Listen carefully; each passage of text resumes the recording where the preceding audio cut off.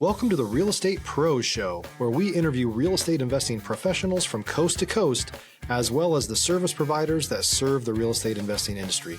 Our goal is simple: share what's working now to help you improve and scale your business to the next level and meet the pros that can help you get there. Real Estate Pros is powered by Investor Fuel, America's leader in helping real estate investors and professionals build the business you need to live the life you've always dreamed of. Let's start today's show. Property insurance for real estate investors doesn't have to be difficult, but it does need to be there to protect you when you need it. MyInvestorInsurance.com not only provides insurance at 15 to 30% cheaper than traditional agencies, it's built specifically for real estate investors like you. You can set up an account in about 2 minutes, get quotes on properties, turn on and turn off insurance for your fix and flip or rental properties in around 2 minutes without having to talk to anyone directly, all through our portal. There's no better way or faster way to make sure you've got the coverage you need to protect you, and no more lengthy policies either. Once you're set up, you're billed monthly and prorated by the day for however long your policy is active. It's powered by MSI, the third largest independent MGA, with 1.5 million customers and more than $1 billion in cumulative premiums written. Get set up today in about 2 minutes at myinvestorinsurance.com/fuel. Welcome to the show where we interview the nation's leading real estate entrepreneurs. If you're joining us for a second, third, or 100th time, you already know what it is. It's your host, Stephen Schmidt. And if it's your first time, welcome to our wonderful world of real estate. I have a special treat for you all today. I have Ann Contorno in the house. Ann has a very colorful career in the real estate investing world with over 3 decades of experience. And we're going to be talking about all things real estate today, but specifically teamwork and how important that has been to her building an empire. So we're going to hop right into it. But before we do, just remember, at Investor Fuel, we help real estate investors, service providers, and real estate entrepreneurs 2 to 5x their businesses to allow them to build the businesses they've always wanted, to allow them to live the lives they've always dreamed of. That being said, Ann, welcome to the show today. Well, thank you for having me. It's so nice to be here. You're most welcome. So I'm really excited to get into our topic today. But before we do that, can you share a little bit about yourself and how you got here? Sure. I started investing in real estate in the late 90s. I started out fixing and flipping HUD houses, which led into holding some houses for rental, and then increasingly building up on, well, I'll pick up a 2-unit. Okay, I'll pick up a 4-unit. So increasing the number of units that I was acquiring as I went along. And now I am up to, let's pick up a 50 or 100 unit. So I've been working my way up since I started. Just an absolute gradual rise, huh? Absolutely. Now, tell us, for our sake, is your strategy more buy and hold? Is it more flip it and get out of it in a few years, take a 3x multiple? Like, what's more of your strategy in the space? What I'm really looking to do is I'm really looking to build a portfolio to hold on to, and then just enjoy the cash flow. I am very big on, I have 3 goddaughters. I want to build an empire to leave for them after I'm gone. And a huge thing that I want to do is I want to get into like affordable housing for veterans, like either take a few apartments in each building and do free or almost no cost housing for vets. Possibly even have an entire building where I'm doing that. I see that that's a gigantic need out there. And so that's, besides feathering my goddaughter's nests, that's a big thing that's driving me. So that's what I'm kind of working toward. That's incredible. Was buy and hold always your strategy, or did you evolve into that over time? As you move on, you start thinking about the buy and hold, because I do loans and things, and you just start getting to a point where you just want to focus on being an owner operator and kind of get out of the day-to-day thing, and just, have that cash flow situated there, so you know what you have coming in every month, and then you can focus more, because you're not actively doing something else. Then you can focus more on building the empire, as you referred to it. Sure. And you talked about your passion project there a little bit with like veterans. Where did the heart for that come from? Is there a specific experience that gave you that? Stop living on an island and join the #1 mastermind in America for professional real estate investors. Investor Fuel is a community of hundreds of the nation's top investors working together to build stronger businesses and better lives.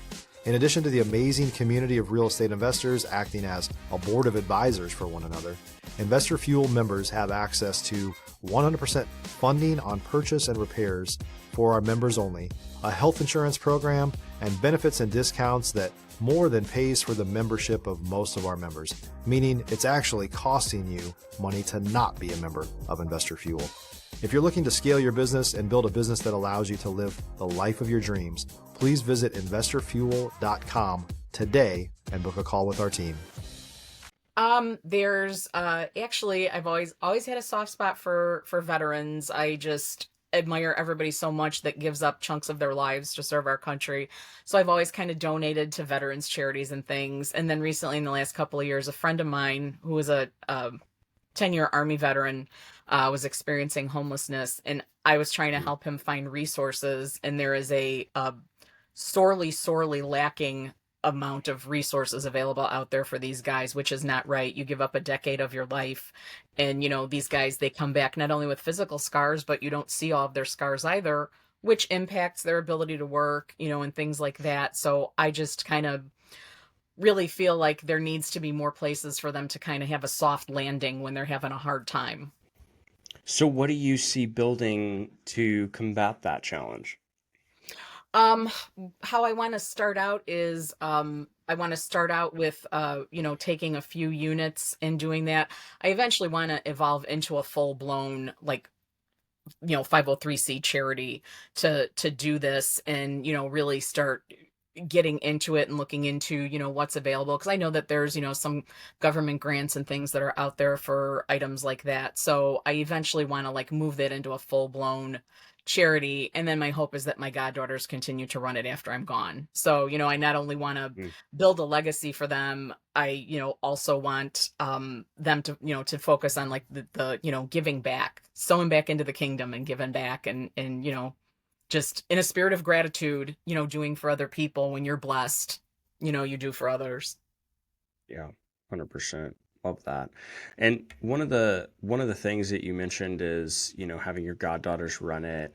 Obviously, to get to the level that you're on, you've had to have a team to get there. And I know one of the things we wanted to talk about was teamwork and how that relates to your journey and your success. Tell me a little bit about what you think makes a dynamic team within this space. What makes a dynamic team is everyone has a special skill that, some people are great capital raisers and they can go out and build trust and bring capital in. And, some people like me are the talkers. We could talk to a pet rock and we can make friends. We can make friends with property managers. A pet can talk to a pet rock. I love it. So, we can make friends with the property managers or get into a conversation with an attorney. And from that, comes leads in. So, obviously we like off-market leads because we don't like competition. So, we've all got our strengths. Some people, I'm blessed that I have access to a professional underwriter. Some people are so in tune with the numbers, and that is all so vital to making this work. I mean, my first HUD house that I flipped was my first actual mentor. He was a broker, and nobody wants to bother with these $50,000 HUD properties. You'd call an agent and they're like, whatever, but I've got this $300,000 listing. He actually is the one that got me started on it. And I've just really, as I've been expanding, because you're limited when you're trying to do things only by yourself with only the capital you have and only the loans you can qualify for, you limit yourself too. So that's another thing that probably I would tell anyone who's considering getting into this, or anyone who's new. Pull people in. Don't be afraid to share the pie. There's enough money out there for everybody, abundance mentality. Yeah, 100%. What have you done to build your team? I've joined a mastermind about a year ago. Finally, it's something that I've toyed with doing, and I finally did it, and I will never go back. I will never not be with a mastermind. We have just a tremendous community. We all support each other. We encourage each other. because this is insane to your family and to your friends. Oh, I'm going to go buy a $5 million 52 unit building. No, you're not. Everyone else thinks that you're crazy, or oh yeah, oh, you want a big house on the hill or what. If you're looking for consistent, high-quality leads, look no further than Investor Machine. Investor Machine isn't just another agency, it's the most sophisticated, data-driven lead generation company on the planet for real estate investors, and serves the role of being not just a lead generator for your business, but a marketing partner that is helping you achieve your goals along the way. Go to investormachine.com to learn more and schedule a call with our team today.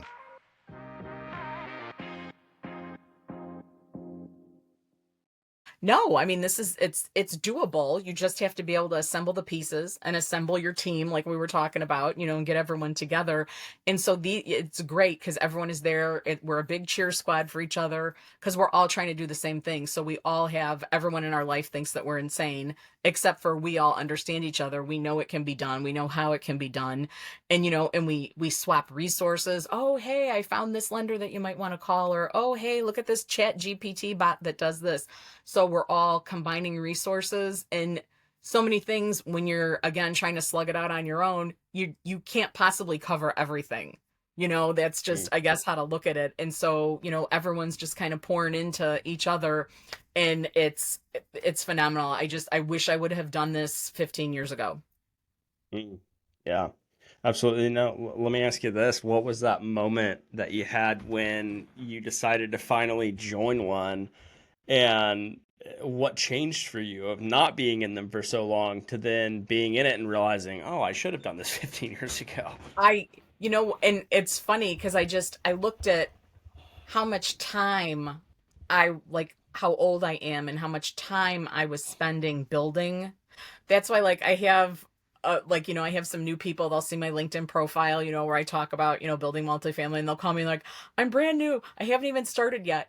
And that's the first thing that I tell them is find a group, find a pod, join a mastermind. And to do that, because it just hit me that I could have been so much further along if I was doing this a long time ago, and, could have been coasting into things.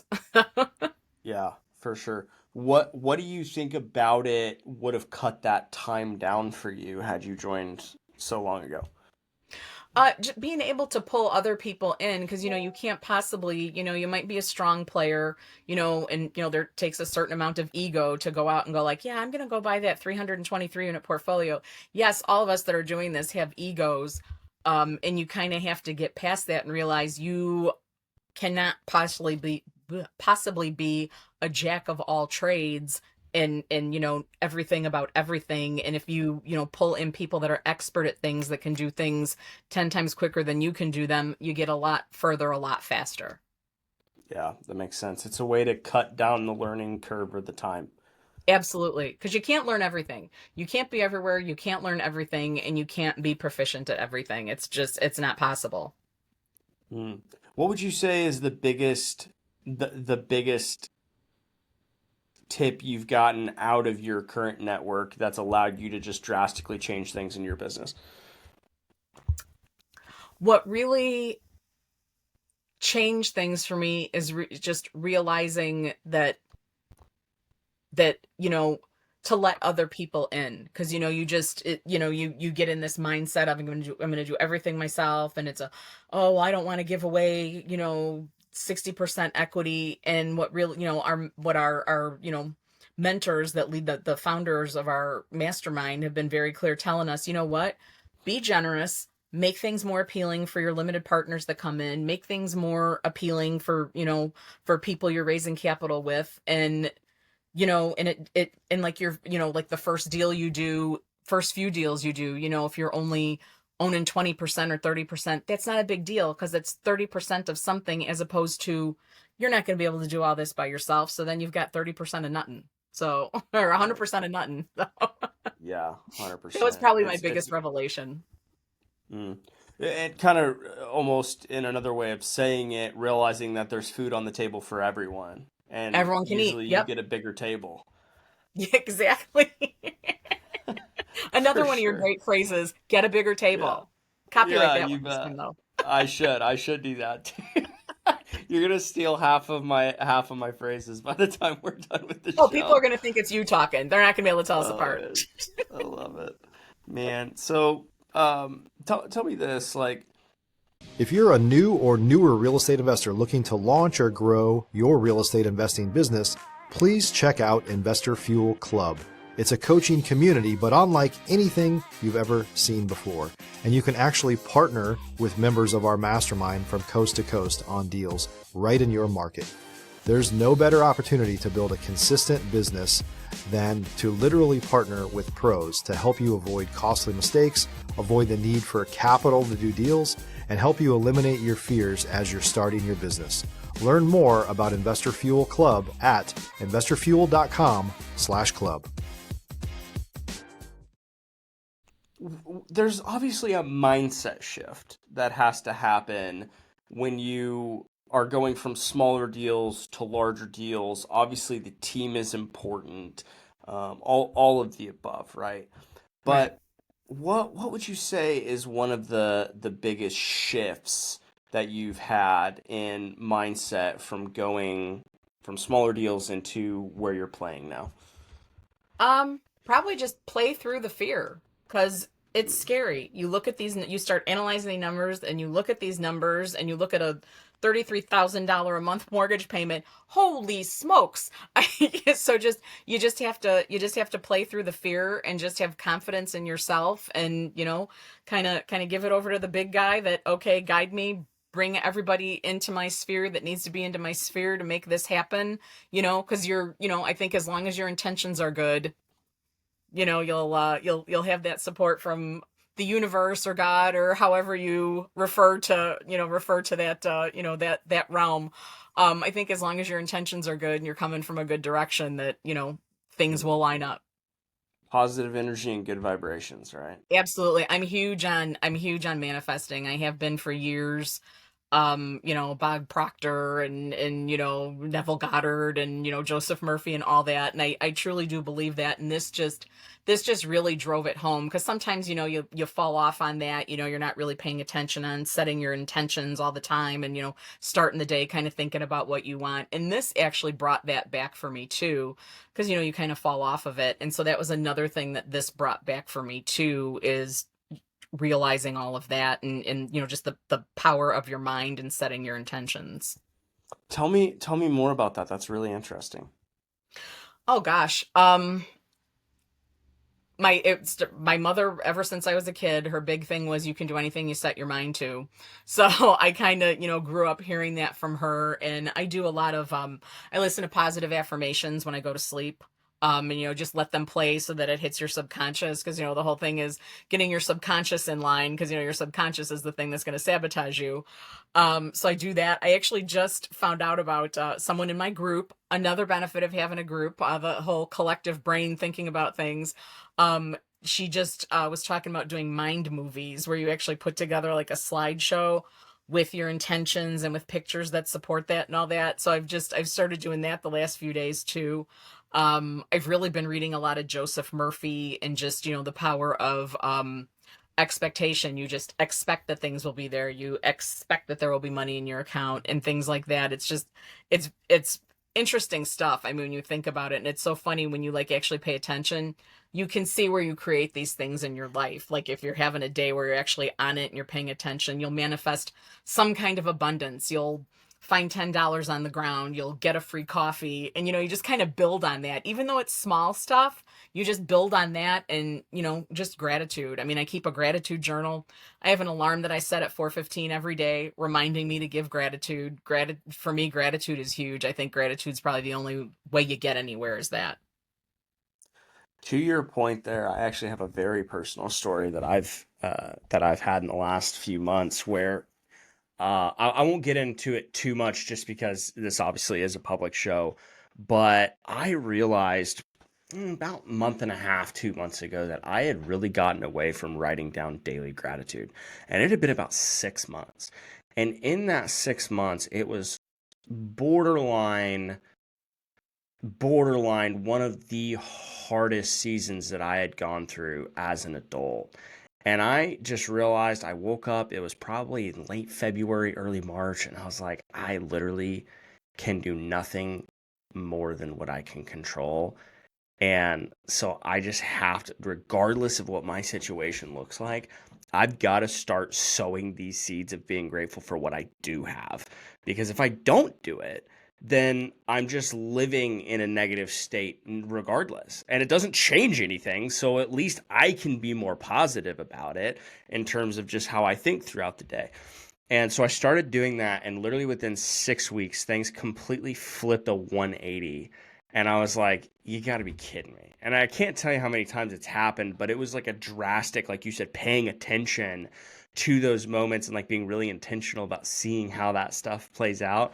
And I'm 100% with you. I don't understand it. I think it's one of those things that'll always be kind of mystic, if you will.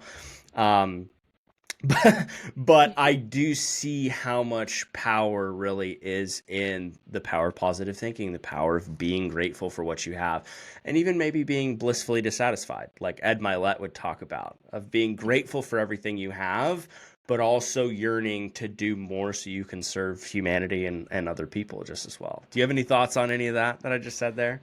I agree with you 120%. I actually keep a gratitude journal, and you end up falling off of it. And there's a difference when you really start writing down your intentions, and right, that was why I ended up setting a gratitude alarm, so I don't ever get so busy. At Yeah. 4:15 every day my alarm goes off so that I don't ever get so busy. I stop what I'm doing and go through what I'm grateful for, because that connects you to bigger and better. So I 120% agree with you. I actually, because I like had fallen off my gratitude, and I got really started like paying attention to gratitude and paying attention again to manifesting and setting my intentions, and that's how I ended up finding the mastermind I ended up joining. So that No actually, kidding. things opened up and like brought me, your resources are gathered, the universe or God gathers the resources that you need to accomplish what you want. And there's a huge example. So Wow. I love that. That's super cool. Tell me a little bit about one of the lessons that you've learned with everything we just talked about. What's one of the big lessons that you've learned in the last 5 years? to appreciate what you have, to go back to what you said, instead of being disgruntled about what you don't have or where you Mm, aren't in life, or you want to lose weight or be in better shape or whatever. It just like occurred to me that, what, I there's things that you want to improve on, but there's people where your weight is their goal weight, and you live indoors in a warm house, and there's other people that don't. And, okay, you can't complain about your car being on payments. People wish that they could qualify for a car on payments to drive a car like you're driving. So you just have to realize that, what you're complaining about would be like a golden life to somebody else, and just shut up and be grateful. yeah. I love that you said that.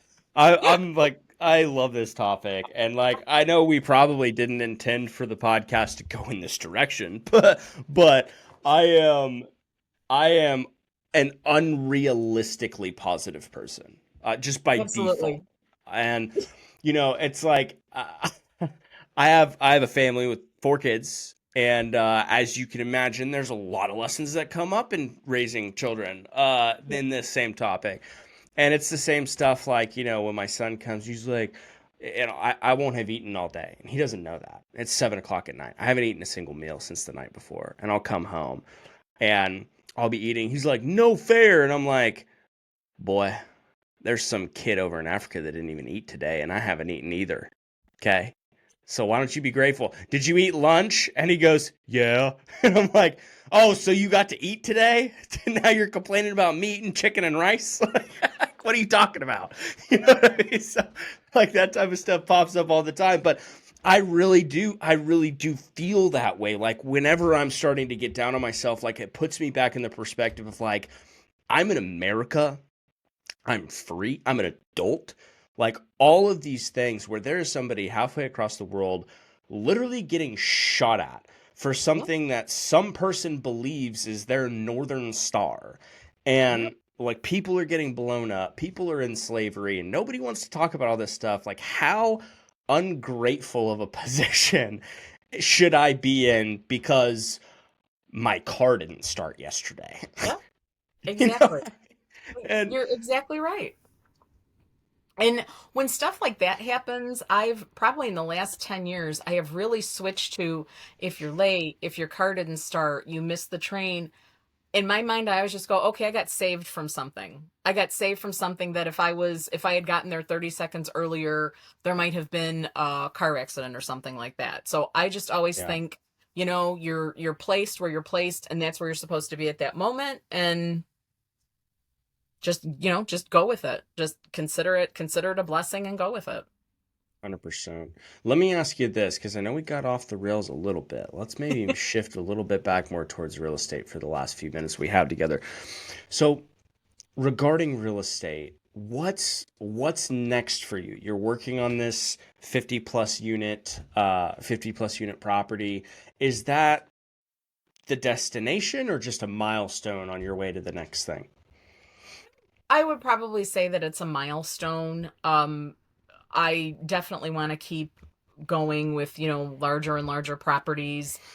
Just for the simple fact that I think that you can do more good. You have a larger property, you can take a few units in a larger property and have people living there for 6 months for free that are down on their luck. Or another thing that I want to be able to do is to have the free cash flow, so that when there's these natural disasters like down in Florida and the Carolinas and all that I can afford to fly supplies in and fly skids of water in and send trucks with clothes for people. That's another thing. So Mm. I want to keep building so that I can keep, coming in where there's help needed and provide help.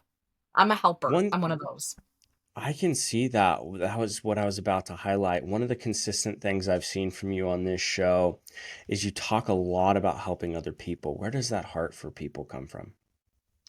I just, cause you look around and there's need out there. And I don't know if it just goes back to my upbringing that, my mother pounding in our heads, if you see something that needs to be done, do it. You see something laying on the floor, don't just point it out, go pick it up and put it away. So I don't know if it's just kind of a natural evolution through adulthood of that, but I don't know. You can't be blind to the amount of need that there is out there, and the amount of people that, even though we are so blessed to live in the best country on earth, and freedom and capitalism and money flowing and all of the benefits and advancements we have, there's still groups of people that need help out there. And I think that it's the job of the people that have resources to share those resources. I mean, what fun is it to like hoard all this to yourself? What are you going to do with it? Mm.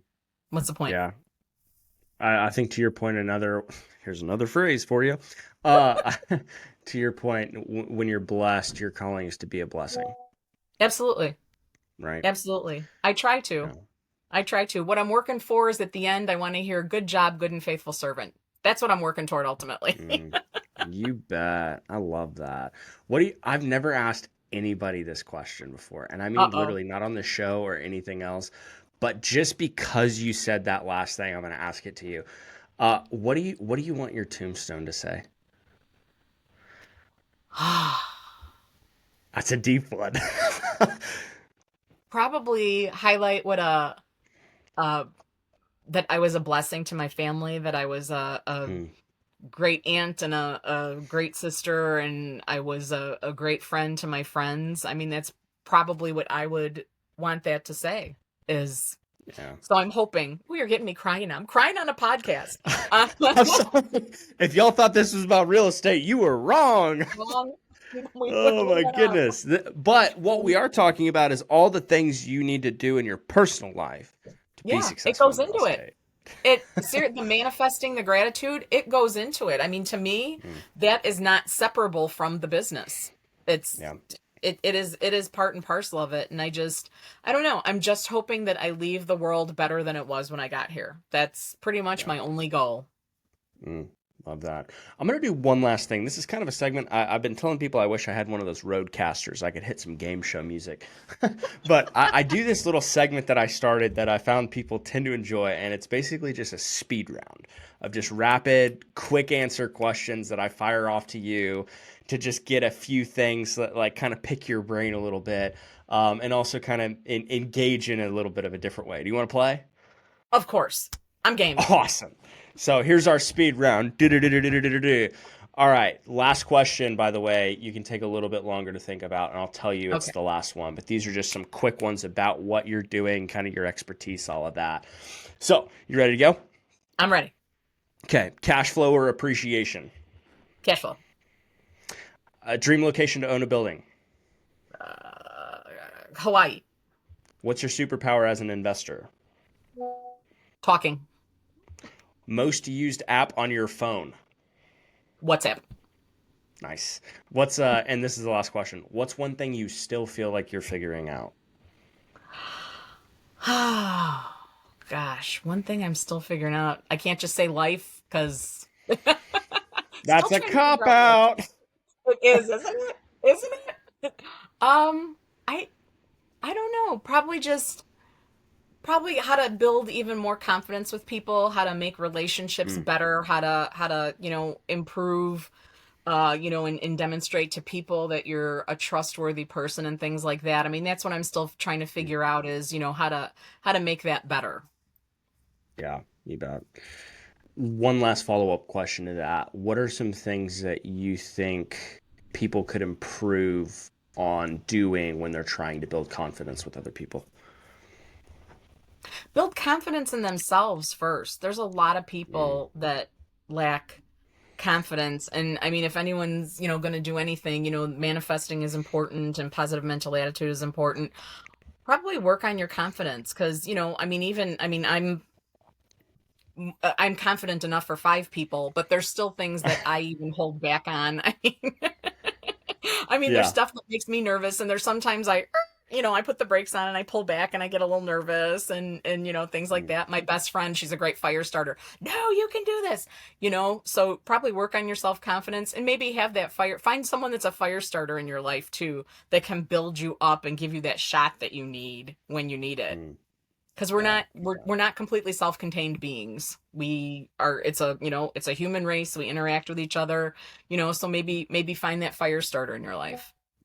You bet. Well, Ann, thanks for joining us today. If anyone wants to learn more about you or what you're working on, where should they go for that?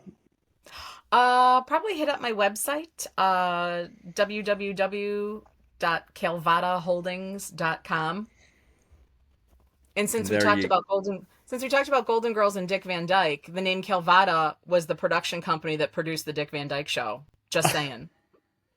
For those of you that don't know, in our before the show, when we talk a little bit and visit a little bit, and in her bio she submitted, she says, "I'm not afraid to admit it, but I'm a diehard Golden Girls fan." So there you go. It's like an essay. Like back when I was in 3rd grade, it was like you start the essay one way and you end it on the same theme. I love it. That's awesome. Circle. Well, everyone, I hope you enjoyed today's show, and we will see you on the next episode. Thanks again for joining us, and thanks, Ann, for being here and sharing your wisdom. Thanks for having me. This was a lot of fun.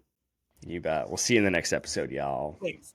Thanks for joining us for today's Real Estate Pros Show. You can learn more about the amazing benefits of the Investor Fuel Mastermind community, including surrounding yourself with hundreds of other rock stars, 100% financing for your deals, and members-only discounts from vendors you're likely already using that, as a member of Investor Fuel, will save you more than the cost of your membership. Visit investorfuel.com to learn more. If you're interested in joining us as a guest of this show, please visit investorfuel.com/pros to apply. You can also check the show notes for access to free resources, how to get access to world-class lead generation, and much more. Don't forget to subscribe so you never miss another episode. Have a great day. We'll see you on the next show.